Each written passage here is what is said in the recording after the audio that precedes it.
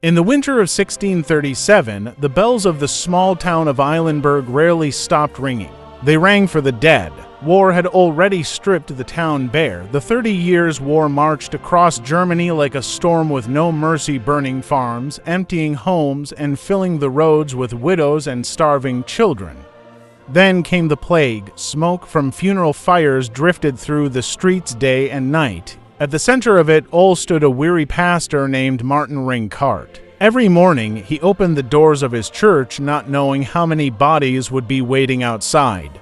Sundays, he buried 50 people before sunset. There were weeks when he performed more funerals than sermons.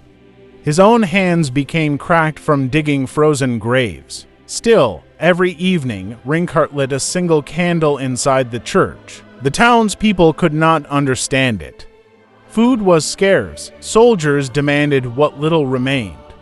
Death lived in every corner, yet the pastor kept gathering the survivors beneath the candlelight to pray. One cold night, after burying another child lost to the plague, Rinkart sat alone at a wooden table. Snow tapped softly against the window.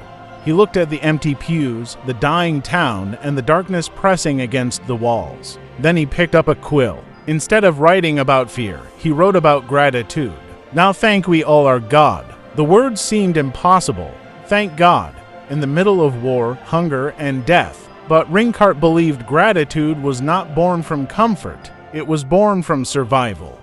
Every breath, every sunrise, every child still alive was proof that hope had not completely left the earth. Years later, the war ended. The plague faded. Eilenberg slowly healed.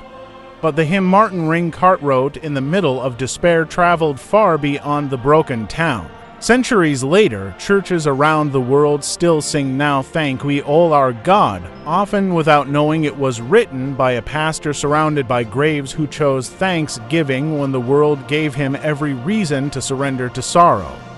Don't forget to subscribe.